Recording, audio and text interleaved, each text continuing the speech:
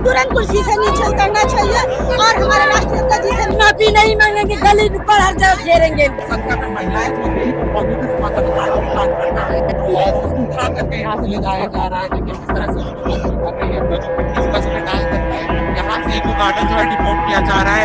साफ तौर पर यहाँ पर महिलाओं को कहना है कि महिला आरक्षण का मुद्दा लगातार गर्माता जा रहा है।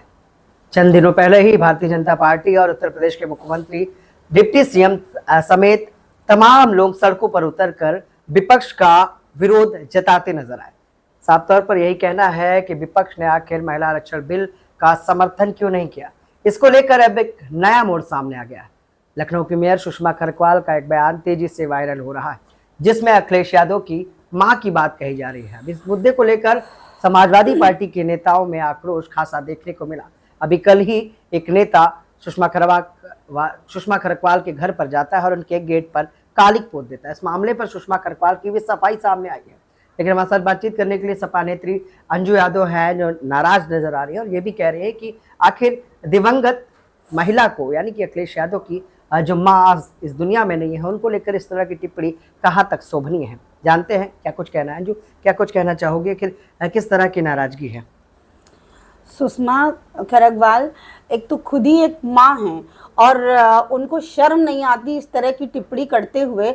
हमारे आदरणीय राष्ट्रीय अध्यक्ष अखिलेश यादव जी की माता जी इस दुनिया में है नहीं, और अगर माँ होती भी तो क्या माँ पे जाना ज़रूरी है? इन्होंने तो हद पार कर दी। बिल्कुल अशिक्षित और बहुत फूहड़ मानसिकता को इन्होंने दर्शाया है। माँ को बीच में लाना, परिवार को बीच में लाना, ये कहाँ की बुद्धिमानी है, ये कहाँ की मानवता है, ये कहाँ की संस्कृति है?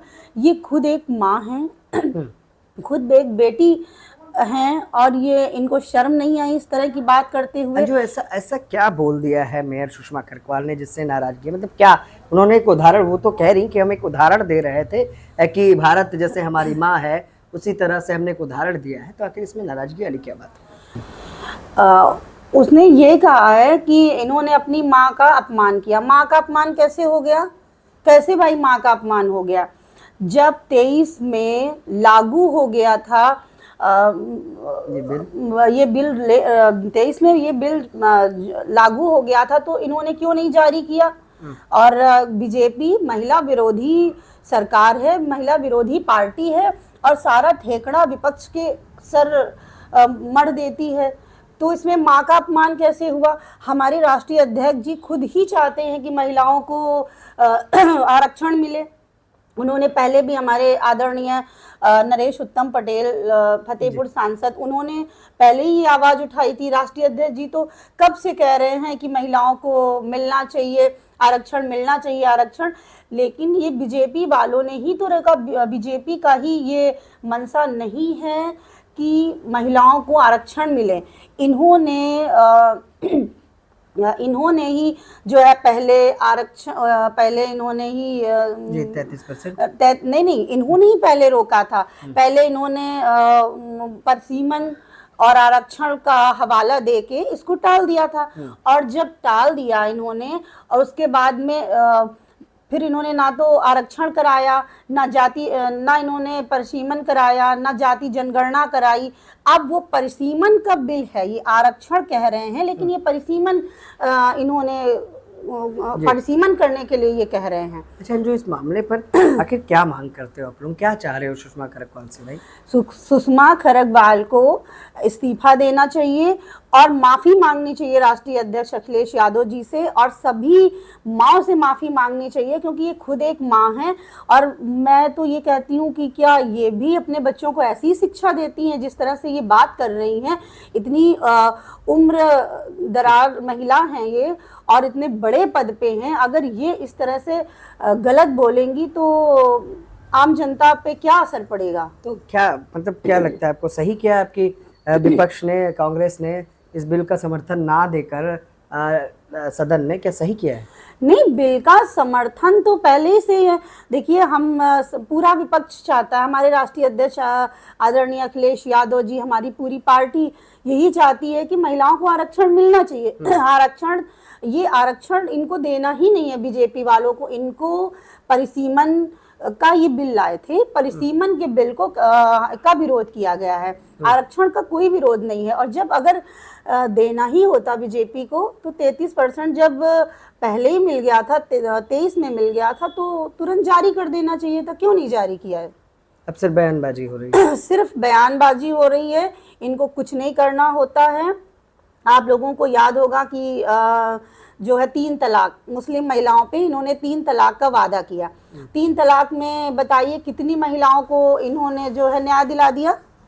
कितनी महिलाओं को इन्होंने न्याय दिला दिया? अब तो लॉ बन गया ना उनका कि जैसे सबका तलाक होता है उसी तरह से उनका भी होगा।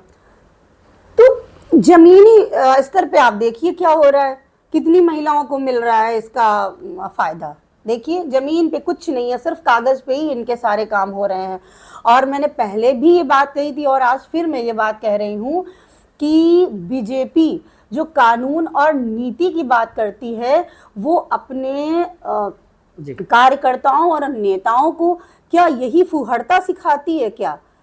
आप सुषमा खड़गवाल को देख लीजिए, उसके बाद में स्मृति ईरानी हो गई, उनका जो है एक बार वो दिल्ली की मुख्यमंत्री रेखा गुप्ता को देख लीजिए, फिर उसके बाद में हमारी परम आदरणीय भाभी जी डिम्पल यादव जी पर टिप्पणी की गई, राशिद उसको देख लीजिए।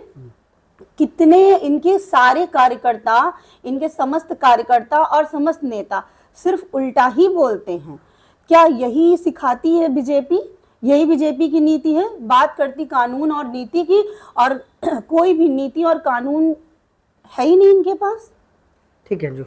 अच्छा, 27 की क्या तैयारियां हैं? मतलब क्या लगता है इस माहौल में 27 के चुनाव कैसे जीतेंगे आप लोग? क्योंकि लगातार बीजेपी के पीएम खुद जाते हैं, लोगों के साथ भेलपूरी खाते हैं। देखिए पश्चिम बंगाल में क्या हो रहा है, जहाँ चुनाव हो रहे हैं, कहाँ वो जा रहे हैं।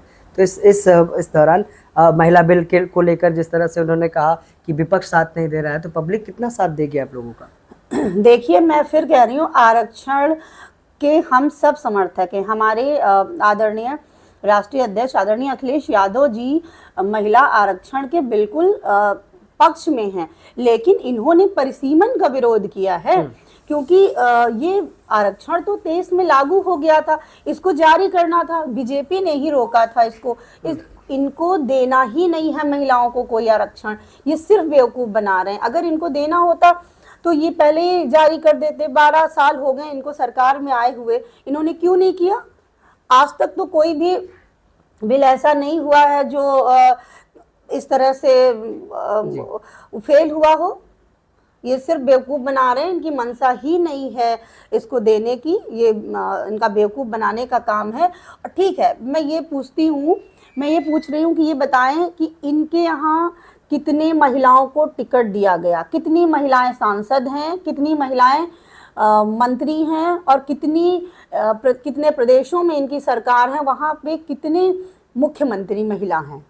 ठीक है, तो ये सिर्फ बेवकूफ़ बनाने वाली बात है। कोई भी महिला आरक्षण का समाजवादी पार्टी की तरफ से विरोध नहीं है। हर समझदार आदमी जानता है कि समाजवादी पार्टी महिलाओं के आरक्षण के पक्ष में है। सिर्फ ये जो इन्होंने परिसीमन को, हम लोगों ने परिसीमन का विरोध किया है। ठीक है, बहुत बहुत धन्यवाद। देखिए ये थी हमारे साथ समाजवादी नेत्री अंजू यादव, जिनका कहना है कि मेयर सुषमा खड़गवाल का बयान कहीं ना कहीं आपत्तिजनक है और कहीं ना कहीं महिलाओं के सम्मान से जुड़ा है। देखने की बात यह है कि आखिर क्या सुषमा खड़गवाल माफ़ी मांगेंगी। और जिस तरह से सुषमा खड़गवाल ने एक सफाई दी है कि उन्होंने किसी की मां पर टिप्पणी नहीं की है, उन्होंने सिर्फ एक उदाहरण दिया है। सहयोगी राज के साथ मैं विक्रम, लखनऊ से।